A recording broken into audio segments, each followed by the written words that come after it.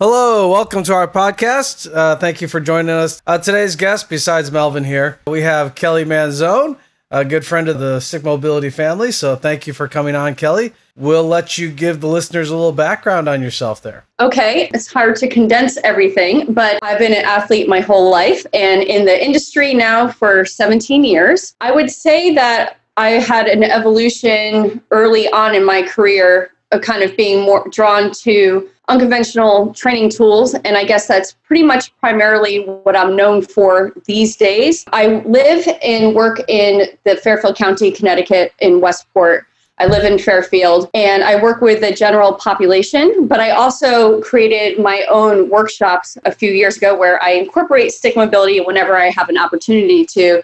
Teaching kettlebells, stick mobility, like paired with kettlebells as a priming tool, and then along with Indian clubs and mace. I could go on and on about other things, but I think that would complicate everything that I do.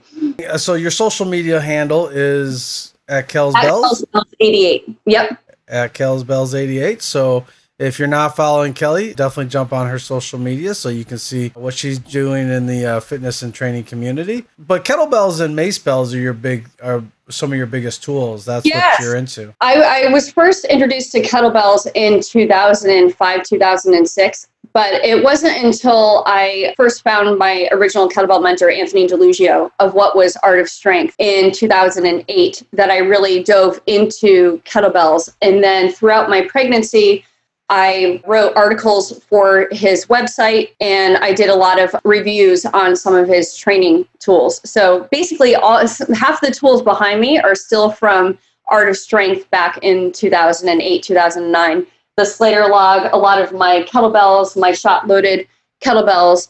And that's actually when I was introduced to a balava, which is a short mace. So Anthony was very monumental in teaching me progressions and regressions through vintage strength tools. So we learned a lot of the traditional lifts, but before we ever snatched a kettlebell or pressed a kettlebell, we learned how to do that with a barbell and a dumbbell first. So his system really resonated with me, and it still is kind of the backbone of a lot of what I do today. So you started with conventional and then progressed to unconventional? I got my start in, when was it? Well, 17 years ago. 2003, was it? Yeah. So I was originally working out as a gym member in Danbury in my early 20s. And I was one of the only women that was lifting in the weight room. And people stopped me thinking that I worked there. And I'm like, no, I'm just working out. I don't work there. A lot of the women were on the, cardio equipment. And I was one of the only women in the lifting room. And then I also was in a huge calisthenics phase back then. I don't know. It's crazy. I could do 2-finger push-ups with my thumb and middle finger, a bunch of unbroken pull-ups and all this kind of stuff. And I was fascinated by what my body could do or what the human body was capable of. And I moved to Orlando in my early 20s around that same time. And it happened to me again. I was working out at a gym. And I had seen this guy who was a basketball coach a few times, and he approached me and he's like, I coach this women's team. I think you're a great representative of strength. He thought I was a coach. And I'm like, no, this is just me doing my thing. And that's how I realized that I kind of found my career. And when I moved back to Connecticut, I got my start at New York Sports Club. And that was my first experience in fitness, which happens to a lot of trainers, which is sort of a mainstream, conventional corporate experience. And very quickly, I realized that I didn't quite fit in because I was I didn't understand the concept of sitting people down and having them go through 10 machines in order and, press and push. And I'm like, but movement is so dynamic. Why are we making it so linear? During that time, I started to teach yoga because I've always been fascinated by cultures and all that kind of stuff. While I was teaching yoga, I realized, and you guys know from my hypermobility because you've seen it, Yep. I started to have issues with my SI joint always going out. My shoulders would, I wasn't in pain, but I knew my body wasn't where it was supposed to be at. And that's when I really dove further into the strength training aspect and unconventional tools. And I kind of drew back from yoga. And I realized that being in a conventional and corporate experience, that when you're getting your education, a lot of times it's really rushed and it's not the in-depth, experience that you really need to be a proper teacher. So when it came to kettlebells, I was offered to go to a training that the corporation was going to pay for. At that same time, that same week, I came across Anthony DeLugio and I was like, I'm going to spend my own money and I'm going to go and learn from him. And that was the best decision I had ever made. And when I left corporate fitness 10 years ago, when I had Leonardo, before I left, I was always paying for the education out of my own pocket. So I did get some education through the corporate experience, but my eye and my heart was always drawn to other methods or, people that kind of were their own business, small business. As you know, I love supporting small business, but it's kind of like how I came across you guys. I remember reaching out because you were one of the first pages on Instagram that I started following, and I contacted you and you were like, the sticks aren't even available yet. I was like, what? That's right. Yeah. Because I was like, I need that in my life because I saw how what I was currently doing needed that kind of a system, how it could, complement one another. But yeah, that's kind of how I got started with reaching into other avenues. And from there, it just progressed. And I've been very fortunate to have amazing mentors along the way. So when you were talking about, as far as the club covering some of your education, was there only certain programs that they were willing to pay for then? So it's like I got they helped with NASM. Then they helped with stretching pre and postnatal, CPR, yoga, that yoga certification that I did. I taught group fitness then. So there was specific ones that you had to go to in order to do group fitness. And then when it came to kind of specialty stuff, I decided to go out on my own. I found like with kettlebells, I wanted an experience that really resonated with me. And once I came across Anthony and his material, it just was like, okay, and I'm not insulting the other aspect of, what they were offering. I just knew that resonated with me. And I saw a lot of potential to build off of that, to branch off of that. It was a more cohesive message and like a more in-depth experience. And that's what I got certified by Anthony, and then I probably went to 4 or 5 additional workshops that he ran. And then I have a bevy of all the equipment that he put out at that time. So you had talked about how you were one of the only women in lifting weights. Why is there that stigma or lack of understanding as far as strength training with women? I'm not sure. I wish I knew. But, for myself, I have an athletic build. It's funny. I've always kind of worked out for skill, for challenge, for strength, for exploration, for improvement. Like it was my experiences have never been like completely aesthetically driven. The aesthetics part is kind of just, something that is along for the ride, in my personal opinion. I have an athletic build. So, I'm a lot heavier now than I was during my calisthenics phase. But during that phase, I was, I guess, ripped, and everybody was like, I was too muscular, and I never understood, but I was healthy and I was happy. I don't know if it's from all the images that women are kind of fed. Now I'm in my 40s. I feel better than ever, but constantly every day I'm being told I need to inject something, enhance something, change something. And that but I feel better than I ever have. So it's like, it's funny now to kind of be on the other end or see like the evolution of how I've trained myself. And now I think of what I do in this decade is going to prepare me for my 50s. And I want to think of the long run. And when I'm talking to women nowadays, I want them to think of grip strength, foot health, joint health, or capability rather than just focusing on an aesthetic. I don't know. I think it's changing a little bit. But around here, because I'm in Fairfield County, and I know definitely in California, there's definitely pockets where the pressure is to kind of be like a woman that's on a conveyor belt. It's like the same thing. Right. And I think that's the beauty of the media has been for me, is I simply started sharing my journey of returning to my strength after I fought infectious colitis for 3 years. And I was so sick and so emaciated. And when I started to share my recovery of getting strong again and my body building its strength back, it resonated with people. And that just kind of chain balled into online training and then my own workshops and then traveling around the country, then traveling to England, which got canceled because of Corona. So, but, you know, I think it's pretty fantastic. And I hope that women think about, you know, if something interests them, go for it, go explore it. And I think sometimes we're way too hard on ourselves. I think we're all guilty of that at sometimes.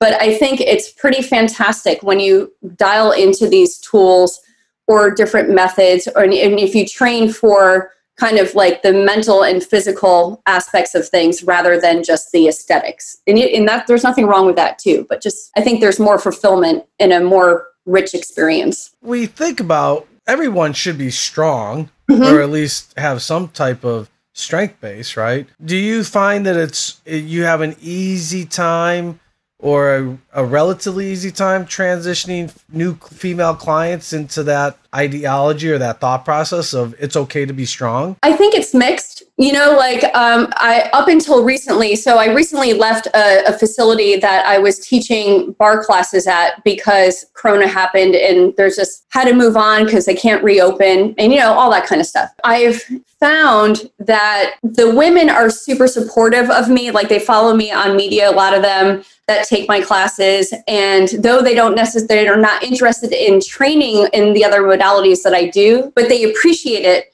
and they encourage and they're like, that's fantastic. So that's with like people that have done my bar classes. And then I have the people that have done all of my kettlebell classes or the Sturdy Athlete program, which I created for tennis people, which includes the stick mobility in the programming, you know, and then my personal training clients. It's kind of like a mix, you know, like I've always worked in mainstream fitness, though I don't think in the mainstream. So I'm always kind of a bit of a hybrid. And I could provide people what, you know, resonates with them, while with others kind of mesh both worlds together. And I think that's fantastic. Like a lot of the women are really interested in Indian clubs. So I've been getting women to do that more often. A lot of the people now that are contacting me for training are also fitness professionals. So I have a lot of online clients right now currently that are fitness professionals and they happen to be women, a couple men too. And then that's what was attending my workshops. So once I got outside of the bubble of Connecticut, I realized, even though I felt like this a little anomaly in Fairfield, there's lots of women from all around the country, all different ages that started to attend my workshop. So I started having women primarily that were signing up who were in their 50s, you know, mid 40s, 50s, 60s, and even, you know, in their early 70s coming to my workshops. And I was like, that's amazing. All these little layers of getting to know people from around the country. That's fantastic. One of the reasons why we absolutely love you is because you are that bar or that example that to set for other ladies to say it's okay to lift some weights and to have that mobility. But it's a good combination of mobility and strength, which is hard to find. Yeah, I think that you're the perfect example, you know, for our program, and what we're trying to do with people is get them strong, but have that movement quality too. What I realized with stick mobility early on was it was a way to kind of address some of the things that were inhibiting my clients' movement. I was able to mobilize the body properly, to prime, to help them recover, to build strength. As you know, like if you don't try stick mobility, when you try to explain it to somebody, they're like, then you try it. And then immediately they're like, like now I get it. And literally I still use the stick mobility every single day. And I'm really bummed about like Corona affecting my Sturdy Athletes program, because that was like a passion project. Because I realized that there was a lot of women in this area who play tennis who they walk around with, you know, they got tennis elbows, so they're bandaged here. Then they got, you know, something wrong with their Achilles and they're bandaged there, foot problems, ankle problems. And I was like, there's a need for something. And the problem was these women were using tennis to get fit instead of getting fit for tennis. And then all they do is cycle through PT. So every 3 months, they're in a PT office, and it's like, here's 2 or 3 exercises, here's 2 or 3 stretches. See you in like 3 to 6 months. So the chronic injury with, either labrum tears or shoulders, and I was like, okay, like I'm going to reach out to the community and be like, I started doing free demos with stick mobility.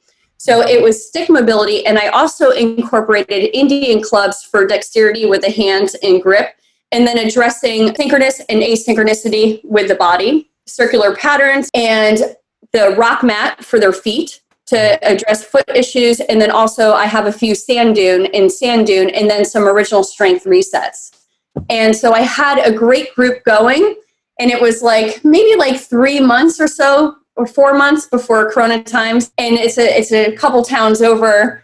And now with like the new school protocols, I don't know if I'm going to be able to do it in person until things resume a little bit more normalcy. But I was really proud of that. And then bringing stick mobility to any mace workshop that I was teaching was like ideal. So if I'm in a room with 12 or 14 people, I could use some of the very basic stick mobility priming movements to assess the room. And I could know immediately, like, okay, that person is going to have an issue creating that transverse turn through the shoulders, or creating the bull horns, and they lack the mobility to, put their hand to the base of their neck in the backswing. And that's after I had taught my 3rd mace workshop. I was like, okay, if I'm local, I need to bring stick mobility. And that's what I've been doing ever since. And then I started to film a priming for circular patterns and a recovery for circular patterns with stick mobility. And I created like a private like YouTube link for those that attended. And then a lot of people ended up purchasing stick mobility to use on their own.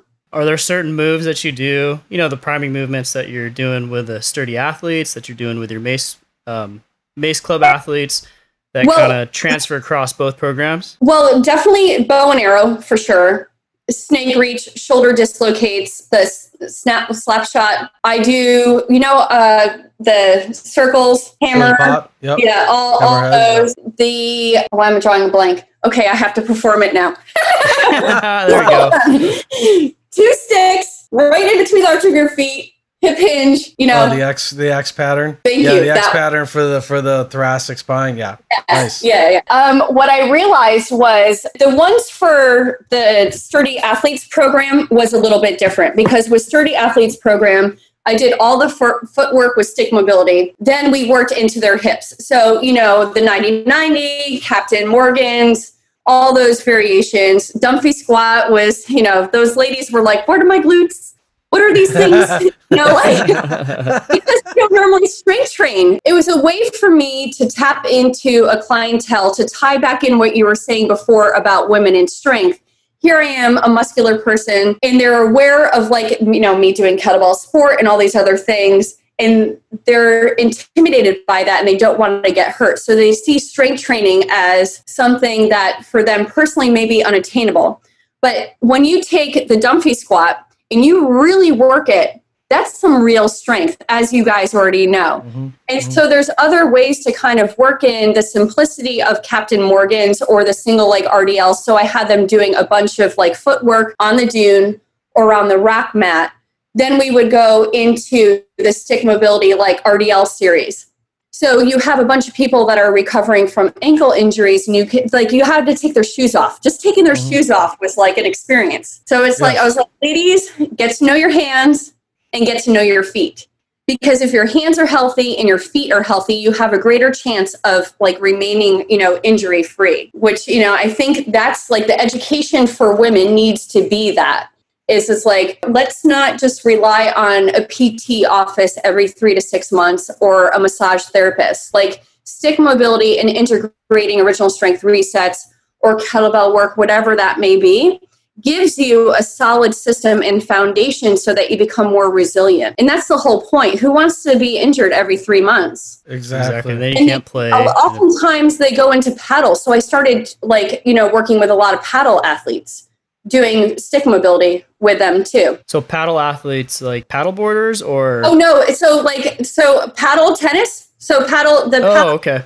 So it's tennis is typically the summer spring, into fall. And then when it gets cold out, they go to a paddleball court. Some people play on paddle. We actually have a paddleball court here at my condo. So sometimes you see me training in it on Instagram, but it's like a harder surface and it's a different style ball, but you play it in teams and it's a winter sport. But it's it's similar to tennis. Welcome to the Northeast. But yeah, so I found that like I could transition what was happening with the sturdy athletes and take them into their paddle season, helping them along the way. So that was a lot of fun. And I was trying to get one locally here going in Fairfield. And I met with two people that run some of the tennis bubbles locally. And then Corona happened. So maybe next year it'll be back. Have you figured out a way to transition any of these programs to virtual? That's a good question. So, guys, you know me pretty well. Technology is not like my biggest thing. Like I'm really trying. Like my friend helped me with a new website. I'm not very good talking on camera. Like I feel like I need to get better with the virtual stuff. I personally feel more comfortable or like I shine and instruct better when I'm in that in-person experience. I have had some success since Corona happened with a few online programs that I've put out with Original Strength and with my mentor, Paul Volkovinsky, with Indian Club and Mace, and then Clubs Flow and Rock and Roll with Dania Almeida of Original Strength. I have to get better at that. But honestly, the past couple months, I've just been like, whoo, one day at a time. It's just practice. Yeah, it's just practice. Yeah, I mean, you're on camera right now, and I think you speak great. But it's such an odd thing. Like it's odd to be able to stand in front of a classroom of people and just do your thing.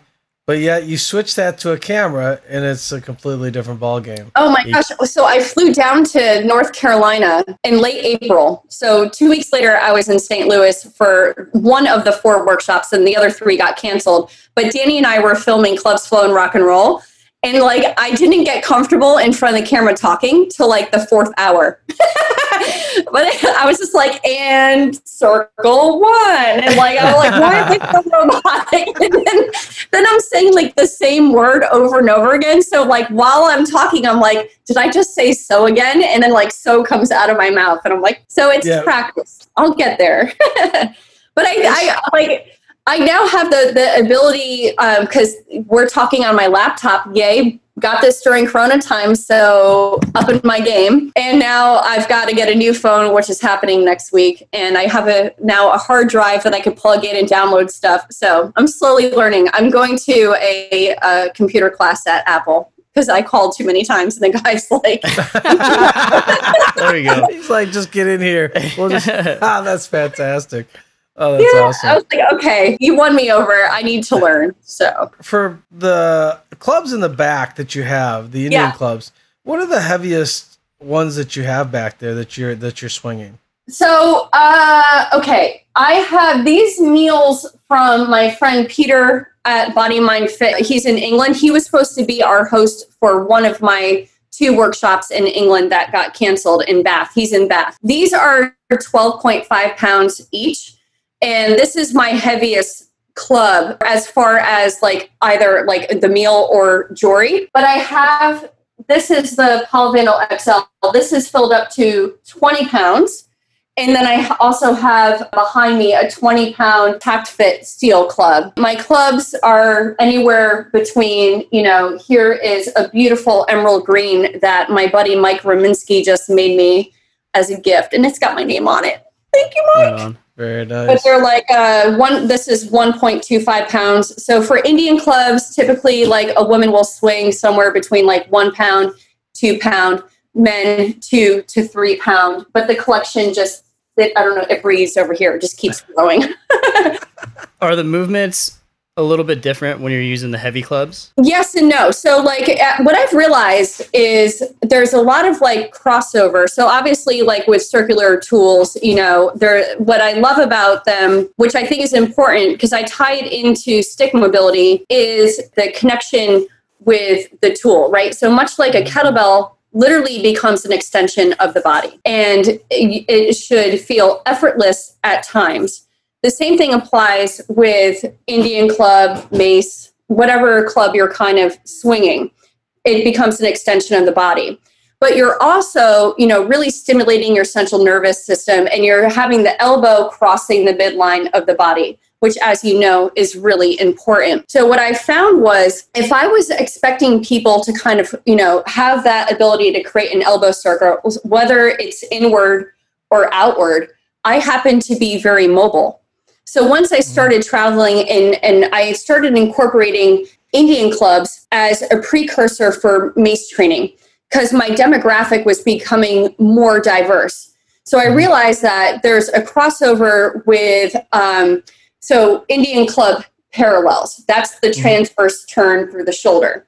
But if you take the Indian club out and you grab a mace, there's that transverse turn through the shoulder. So it goes from being two hand to one hand on the same lever. But if you don't have the ability, if your lateral lines are too restricted, and your scapula doesn't move the right way, you're going to have a hard time creating that transverse turn through the shoulder.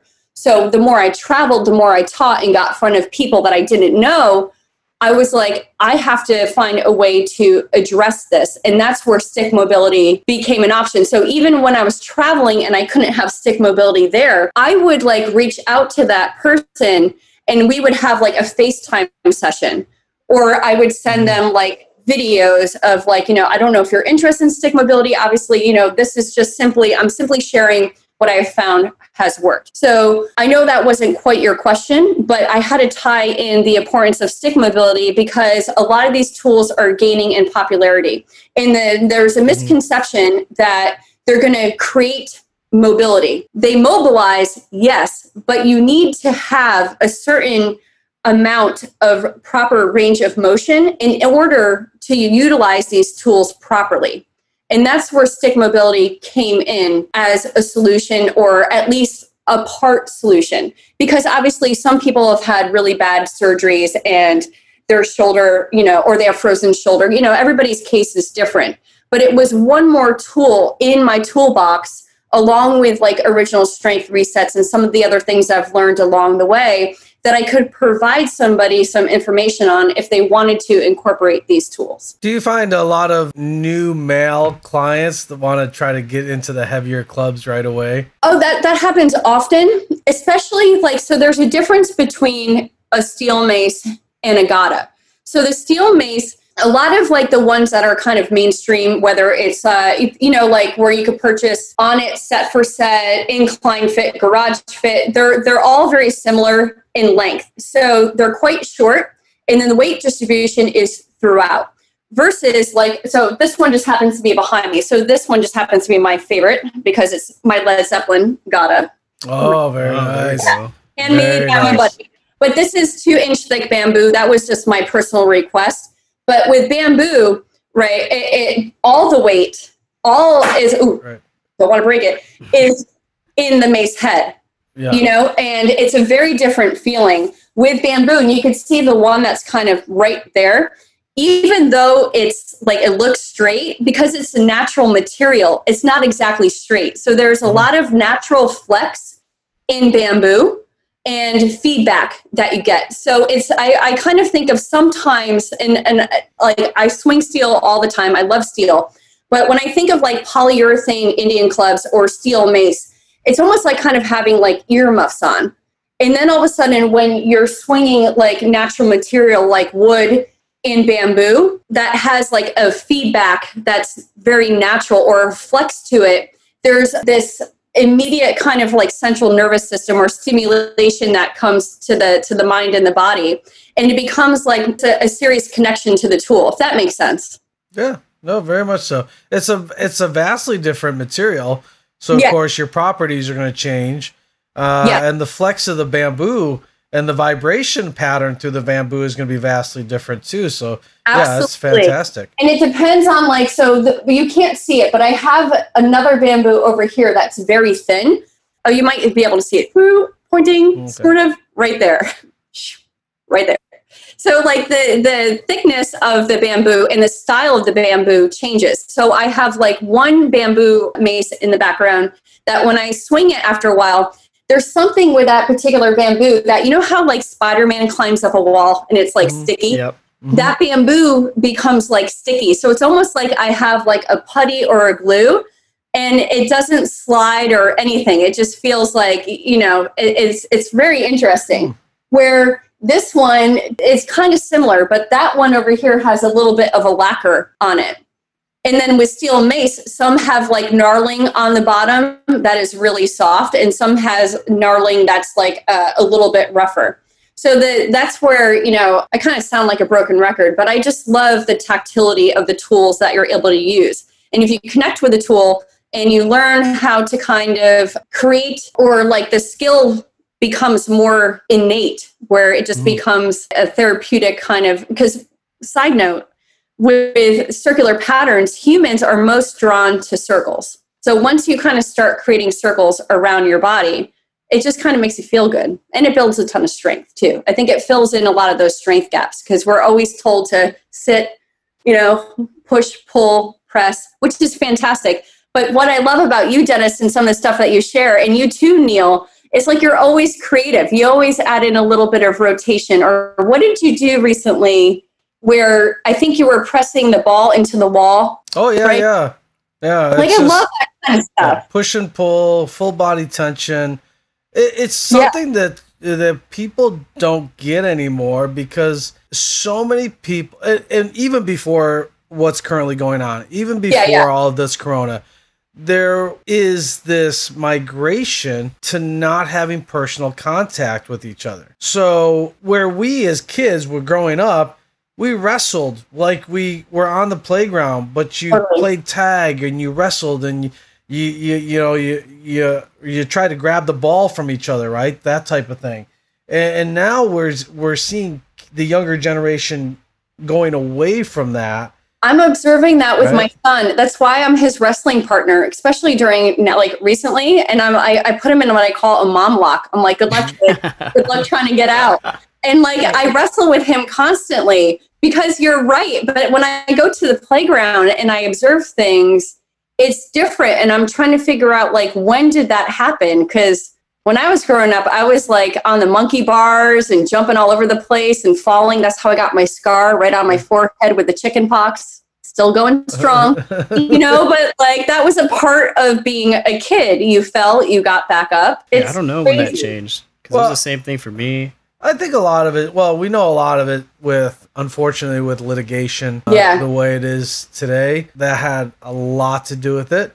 And insurance companies, of course, are saying, they're trying to cut costs. So, and unfortunately, that's where most of it stems. And we see with everything today, when you really peel back the layers, I think you can always look at litigation and insurance are the two driving forces that really dictate a lot of the decisions that companies and businesses make today, and school systems and everything else. Even with the tools back here, because I know I have friends who want to bring maces into a gym, and they can't do that. And it's a liability thing, even when you have enough space in all of that. So it's ties over from not just the kids, it's everywhere.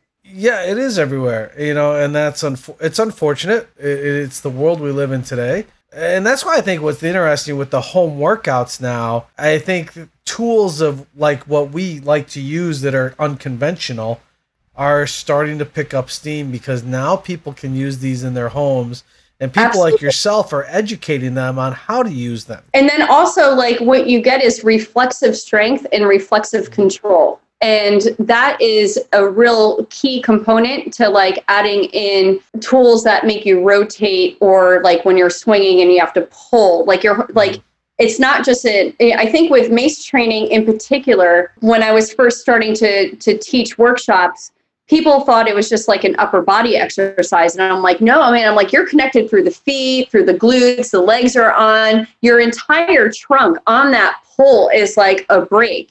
So I had to start saying reflexive strength and reflexive control. It's that timing, right? Yeah. So it's if you have that proper cast, it should go, the backswing should feel very similar to the swing of a kettlebell, that float, where no matter if you're swinging 4 kg or 32 kg, there's that moment in time when it's weightless.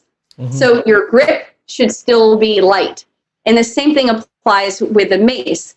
If I'm swinging, 13 pounds or 30 pounds, my grip is still light. And if the technique is spot on, then it's weightless. And then there's the float. And then there's that reflexive strength and control where you have to like put tension for that moment. And then if it's proper, if it's done well, then it sets you up to go into that second rep as seamless as the first one was. And that applies to a lot of things with training, but you don't quite get that from just a bench press, where there's nothing wrong with bench pressing, but or overhead press. So like a lot of the stuff where you add in the different angles that you do with your movements, Dennis, that always resonates with me. I'm like, oh, I like that. The thing with the physio ball and the band, the pushing and pulling, was a way of showing people, look, you can kind of simulate as close as you can wrestling with somebody else without actually having to make contact. So for me, it was kind of throwing that idea out there of, here's a way to get somebody to do this that may be germophobic or touch phobic, or that just doesn't want to, so, we get people like, oh, I don't like to be sweat on by other people type thing. Right. So this for me was just kind of another thing to throw out there to say, okay, there's another way we can do this and we can get over that obstacle, because that's part of coaching is getting over obstacles. Right. Yeah. Especially now, that's what I found. Like, it was interesting because I'd only done a little bit of online training before all this happened. And then I started doing a lot more like Zoom sessions with clients, or I was getting new clients, which were primarily other fitness professionals. So, I'm so used to being hands-on with somebody that now through a screen, it's kind of like I had to become more efficient in cueing and describing, and my eye had to get crisper. It's funny how we have to like adapt. And I get questions a lot asking me, because of the tools that I use, if I do like BJJ or any martial arts. And I've always been interested in doing it. I just don't have the time right now. I mean, possibly I could, but I don't even know if I could. But that's something like in my like 10-year plan. I want to get into mixed martial arts. And I had done a little bit of Muay Thai with my buddy Tom Village, who makes quite a bit of my gatas over here for my workshops. And that was a lot of fun because I got to kick him around quite a bit. But I am like so game for that. And I don't mind the sweat. Well, you and your son can do it together. That'd be great. Oh, yeah. No, I've been wrestling. Like, it's so much fun. But he's getting big now. He's like, my son's built like a football player. He's just like my brother was. My brother was a star athlete growing up. He was so good at like, football was his main sport.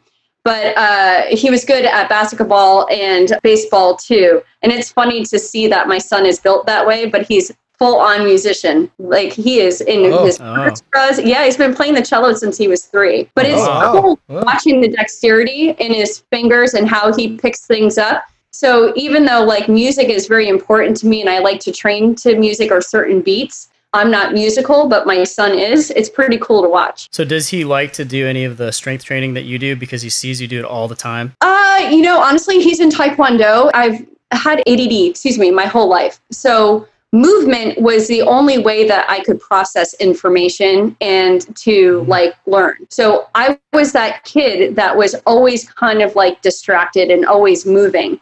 But I found that when I was in movement, I could process the information that I needed to retain. Mm-hmm. And my son is the opposite. Like he's very like science and math. And I was always like English and history. So it's interesting. Like in the beginning of quarantine, we got out into the woods all the time. So we were hiking until they closed the trails. And I'll get him to do like a little bit of like kettlebells with me because I have the plastic kettlebells from back in the day from Art of Strength. And I fill them with sand or a couple of like the metal shots, like the BBs, and we'll do that together. But he's primarily just like a musician. So I'm always like kind of interested to see what happens to him as he gets into his teen years. We'll see. I think one of the things that with wrestling or grappling and things like mace and kettlebells is you learn manipulation through the hands and the feet, right? And Absolutely. So that's something that most gym goers don't have any concept of, is what manipulation is and the role that it plays in moving with load. So I watched your Dr. Emily podcast. I mean, like, because I went to the Barefoot Strong with you guys, and then I think I went 2 years, and that was like another experience within like the last decade of education where I was so glad that I went, because I'd always been interested in foot health, especially because of my mom being crippled by arthritis head to toe. And as a young girl, I was like, what can I do? I don't know how much genetics is going to impact me, but what can I do to maybe slow that process down or eliminate some of the issues that I've seen my mother have and my grandmother on my father's side have? So I really pay a lot of close attention to what Dr. Emily shares. And, obviously you guys with working with her numerous times, I still have my mat and I get on that often too. Fantastic. So you said they had closed the trails in your area, so they're not even outdoors, huh? Yeah. So they are open. I normally go to Lake Mohegan, and that is on the other side of town. And it's one of my favorite spots because I've been going there since I was a kid. But behind my condos here in the neighborhood over, there's like these small trails, and I had gone on them like a long time ago and kind of forgot about it. And my son and I were walking, and I'm like, Leo, let's like hit up the trails. And I don't know if it was just everything that was happening with the stress level of canceling the tour, and then all of a sudden school stopping and work basically coming to like a screeching halt. When we got on those trails, I was like, oh my God, nature, thank you. Yeah. So like every day, Leo and I had a routine of going on the trails. Maybe about a month or 5 weeks into the pandemic, they closed it off. And then a cop would sit at the end of the road. And I was like, wow. Oh, wow. Because I guess supposedly like teenagers were hanging out on the trail. And it's just like going through the backyards of a lot of places, but there's like a lot of, trail in there. And it was pretty cool. I mean, that was like our thing. And now, like, I don't go into it too much because it ticks everything is kind of grown over. But in the beginning of quarantine, that was like my spot. I love it there. Now I go down to the beach when I can before they start checking the stickers, and I swing my clubs for like mental relaxation. Yeah, there's something about being in nature that just like clears your head. Yeah. That's the worst for me. It's so true. Whether you are into earthing or grounding, I know for a lot of listeners, they're probably like, what did you just say? Earthing and grounding, getting back in touch or synchronization with the energy that nature has and gives off. Sherry and I were just in Colorado. So the river, like, I could not wait to get out into the river and just stand in the river. Like, it is just so energizing. It feels so right. Like, how cold is that? It's not. That's what's interesting. So how long ago were you there? Yeah, I just got back on Monday. Oh, that's so nice. Yeah, so I was there. So what? It's August. It was probably like my feet went in the water. I'm like, it was cold, but literally within like 3 or 4 minutes, it felt like room temperature. Like, it was like I didn't even notice it, because it was just more about feeling the rocks under the feet, totally, and just feeling that water, just the constant current, and the sound too, the sound of the water, all of that together, just it's a different energy level, and you're standing there and you're just like, this is fantastic. We did our normal vacation to Cape Elizabeth, Maine, at the Inn by the Sea, and we've been going for like the past 14 years. I have to admit, though, like this summer, I like checked out of everything else, and I enjoyed every moment. Like in the morning, I get up before my husband and son, just naturally, I'm like, wide awake. So I would go and walk the trail barefoot down from the inn and walk along the water, down all along the Cape by the Sea, on the rocks, like no shoes, and just hearing the sounds of everything. And I did that for 5 days, and it was exactly what I needed to kind of calm everything that kind of happened in the past few months. It was amazing. I totally hear you. That cold water, the rocks, the sounds of the animals, and the ocean was like amazing. I miss it. It's almost like you wish each person, especially in big cities, would be able to have, even for 5-10 minutes, have some type of, even if it had to be virtual reality, some type of ability to get away from the congestion of city life and just understand what sunlight is, what running water is, what the feel of the grass is, what the feel of dirt and rocks are. So true. Right? And how much more stress that would take. Are you near like a major city? I mean, San Jose is a city, but like, since I'm so close to Manhattan, I feel like everybody around here is so tied in. And like, even though it's beautiful around here, I think you just kind of forget that you need to make that connection into nature and take your movement out there too. It doesn't always have to be in a gym. You could take your tools with you, go down by the water, get in the sand, go to the park. I don't see a lot of people like training at the parks here. I pop into a park and I'm like the only one working out. But people think they have to be in an enclosed environment to train. Is that that if it doesn't say gym, then you can't work out. Right? You say, hey, let's go to the park and work out. Like, people kind of look at you like you're an oddball. They're like, huh? I know a lot of trainers that use the parks right now to train their clients. Like, I have a personal trainer that I'm training who is actually a referral from Jason, who I met at the Stigma ability certification at Chelsea Piers, and we became close friends. Yes. And, he's been training his clients in the park, and now it's like figuring out, like, how do they get back into the gym? But around here, like, I think they were restricting people from training people outside for a while. So it's like, I don't know how long this is going to go on for, but I mean, I highly recommend people grab their tools and just head out on their own for a little bit, if they can, anywhere nearby. Yeah, I know in my neighborhood, it's the most, I've ever seen people walk. Like during this whole pandemic. Yeah, like you don't see people running around or walking.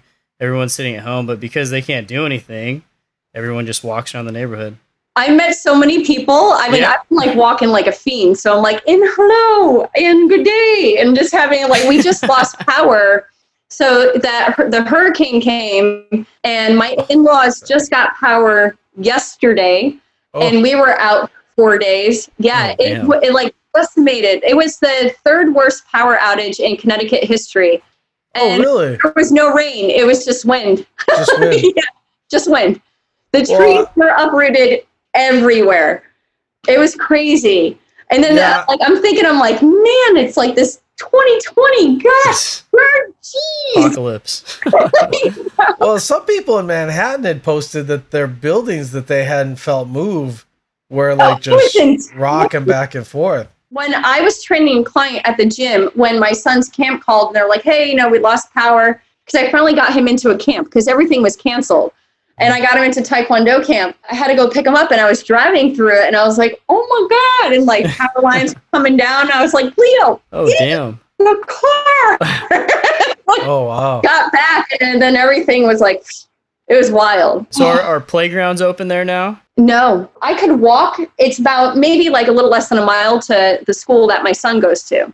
And he's going into 5th grade, and they have a baseball field that's at the bottom of the playground that sometimes I'll go and work out. And it's funny because the kids will be on recess and they're like, there's Leo's mom. And I'm like, hey, kids. I've got like all my stuff out on the baseball field. Leo's like not embarrassed yet, but I'm pretty sure that's going to come. He will soon. Yeah, he'll be like, oh, geez. Yeah. But they roped off the playground like during this. Yeah, and now, that was like just driving by. I'm like, man. So it's been tough trying to keep like Leonardo active and myself active. Like I thought, okay, I'm gonna have all this time to like work out and stuff, and not really. It's like I feel like I'm not working as much in the sense of like how many client sessions that I'm doing a day as I would normally prior to all this happening. But the online training requires a lot of like the programming, filming, editing, writing things out, and I realize that takes a lot of time. So then it's like I'll be at an in-home client. Then maybe I'll have a client at the gym because I only have a couple people that are comfortable training at the gym. Or then I have like a Zoom session. And then I'm parenting the whole time. Like after we're done, he's coming with me to a client. Then I'll drop him off at home, grab dinner, drop it off. And then I have to go across town to a client. So it's very weird.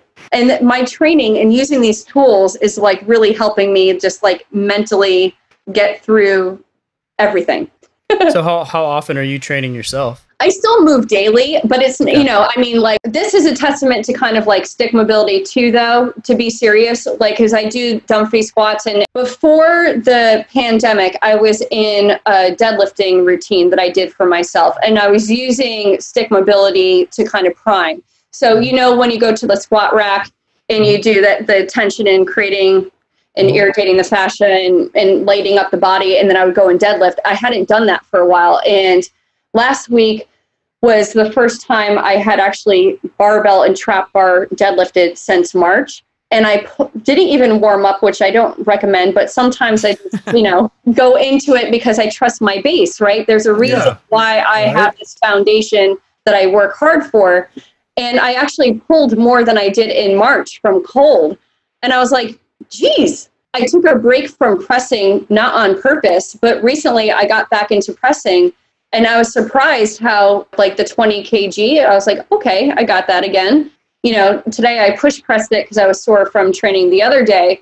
But it's funny how, like, if you're just consistent or there's like a complementary training style, you don't lose that much. Yeah, because you still understand how to access. Yeah. When it's necessary. Yeah. Was it Dr. Kelly Starrett, ready state, right? That's what he talks about. Ready state. That's why he calls it the ready state. You have to be ready at a moment's notice, regardless of what it is. But you have a base, so you set your base. And as long as your base is solid, you should be good. I'll do that sometimes. Like when I got the meals from England, I had not swung that heavy yet. And because my other meals are 6.75 pounds each and 8 pound each. So with going to 12.5, I was like, okay. And then I literally just did not, I took them out of the plastic, picked them up and like went to swinging. And I was like, wow, it was almost like that little bit of added weight almost forced me into the technique. You know, kind of like how you kettlebell swing, like if it's too light, you're like, hey man, woo. Yeah. But then when you know, right? Then when you have like that weight that tests you, you're like, whoa, I've got to like dial in. And that's what I found with that. And I think just that's why I love the crossover of circular patterns. So whether it's a meal, mace, Indian club, jewelry, whatever it may be, or steel club, but like everything improves across the board. So like my pulls are better, my presses are better, my pushes are better. And I believe that's because I cross the midline of the body and I create that transverse turn through the shoulder and I access, you know, like another reason why I know I'm kind of backtracking, but why I wanted to incorporate Indian clubs into the Sturdy Athlete program is like, I hear it all the time, like, you know, a woman, or it could happen to a man too, you know, oh, I was driving and I reached back to go grab something on the back seat and I tore my rotator cuff. And I'm like, what? Like, you know, so if you're doing a lot of these patterns in your tendons, your ligaments, your tissues, I personally believe they could become more resilient. I wish there was like some scientific project right now with like circular training and how there's a crossover into improving either your lifts or your you know, your sports performance and stuff. I just think that would be fantastic if somebody could do that. If you're going to be strong, you have to understand torque. And you have to understand rotation. And what I think we find amusing is a lot of times people that are trying to learn rotational sports or participate in rotational sports, and then when you look at their training and it's all linear and it's linear predominant, you're kind of like scratching your head going, there's not that logical connection that there should be. So if you're trying to live in a rotational sport, then you better be good at it, rotation wise. That brings me back to like early on when I was starting off in corporate fitness. Like I was like, okay, so we have a bunch of these people who play golf and tennis and rotate all day long, but then they come from the PT. This is like 17 years ago. And they'd be like, I can't rotate. But I was like so confused. I'm like, but you just were playing tennis when you were definitely rotating. But now that you're in the gym environment, your PT says you can't rotate. So they're prepping you for a sport, but you're not supposed to rotate. So do you remember that? There was like a period of time where like everybody was like, I can't rotate. And I'm like, but did you roll out of bed? Did you rotate, you know, when you went to get something from the ground and put it up on the cabinet, you know, like it was strange. But I think PT has evolved so much like over the years. When was it? Is it 4 years ago now that I came out to San Jose? Because I've met a lot of like... Yeah, I think it's been 4 years. Yeah, I think it's been 4 years. 2016. Yeah. Right. And I've met a lot of PTs through stick mobility certifications or reaching out and asking about stick mobility. And that's all kind of changed. It seems like there was like kind of a different mindset 17 years ago when I got started in the industry to like the mindset now, where people are realizing that your body moves as a unit and you need to cross the midline of the body. You need to rotate, you know, it's interesting. Yeah. And there's also that understanding of what you said earlier with lateral tissue lines, right? Yes. And being strong on that frontal plane. I mean, there's, for me, one of the biggest interactions I had with a coach, and really it smacked me upside the head, as to how limited our industry is in understanding frontal plane strength, was when I went to go flip something on that frontal plane, and he said, "Oh, you're going to throw your back out doing that." And I was all like, "No, this is what you do so that you don't throw your back out." And so this gentleman was actually a strength and conditioning coach for a Division 1A volleyball team. And I'm thinking, I'm going, that's like, your volleyball players all need that, because when they go to, they're going to coil, like David Weck would say, they're going to hinge and coil to get that elastic property to be able to spring out of it. They're going to try to get as much potential energy as possible and then boom, come out of it. So if you're staying all linear, you know, it's different, but it's similar with like swinging like Neil or Jory, because you have to tie into that. You have to create the misconception is that it's just from the shoulder. Yes, the shoulder is involved, but there's an elbow circle. And when that elbow circle and crossing that midline of body, all of that is fired up. Like, and that's why years ago, I started to get interested in other cultures and how did people train thousands of years ago. Mm-hmm. And when I came across Anthony with like the Balava, I started doing a little bit of research, and then I got pregnant, and then I got sick. So once I started healing from the colitis is when I really started to dive more into circular patterns. And that's when I got, into the mace training again, the Indian clubs again, and then eventually started collaborating with Paul. And I find that if it worked for thousands of years, how come all of a sudden, like, everything had to become so linear? In Iran, the men train in the zircone, that's what they call the gym inside, is the zircone. Okay. That's the Palavani wrestlers. And then in India, their gym is the Akara. They're also Palavani wrestlers. And I think like incorporating those practices makes sense in a modern world. I think it kind of fills in the gaps, because we've always been told to be here, mm-hmm. here. And in those movements, you're incorporating full body. And there's also like, the history of like striking and shield and how, they train for warfare. And then that warfare turned into wrestling practices. And that's where a lot of BJJ people do circular training. I've seen you work with these giant shields. Oh, those are the sayings. Yeah. Okay. Those are right behind you, right? Yeah, these are left over from the workshop, or excuse me, the certification that I hosted. They're 10 kg, which is pretty heavy. Yeah, it's awkward. Yeah. And I really, really like them. And then I have a local friend of mine he actually builds like really cool like wood speakers for people. He gets like interesting wood types, and he wants to make me a pair of sayings, and I would like to go up in weight. And, because of the weight, so like typically the sayings are like 20 kg. They're a different type of wood. These are from Iran, but it's kind of like a plywood. They're not that durable. Okay, gotcha. Yeah. So they're not that thick. You can't block a mace hit or a sword with it, basically. No, but when you're pressing them and you're doing the articulations, they're challenging. And I love it, because when you're going into like the chest press with them, the concept is to have them like really level and close together without touching. So they have to be like nice and flat without touching. And that's really a challenge when, you know, the grip is in the center, and then you have to kind of cover and control that whole mass.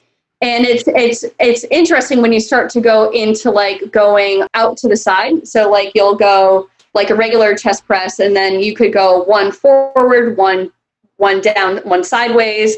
There's all these variations. It's fantastic. Oh, that's cool. Fascinated by it because I love being strong in like moving in different planes of motion. When I was the first one at New York Sports Club that I worked at to bring in the kettlebell, so I brought my own in. I brought my own TRX before they bought a TRX, the battle ropes, because I got them from Anthony. I was always like, you know, there's got to be more. And when I found like clubs and stuff like that, it really clicked because, okay, like clubs have been around since the dawn of mankind, if you think about it, you know, and there's a reason why they were used and a reason why they became more of a sport. So they went from warfare into sport. And I think a lot of people could benefit from incorporating them. Doesn't have to be, you know, your main training tool, but it's much like stick mobility could be your main training tool if you want. Or you could use it to enhance or complement, you know, another modality. And that's what I love about movement is I love exploring all the gray areas because when I see stuff, I see possibility. I don't see like, that's why when people always ask me in a podcast, it happens every time. And they're like, describe yourself. And I'm like, no idea how. Because I think I just see like little elements everywhere. And I'm like, that's pretty cool. And that'll tie into this and that could complement that.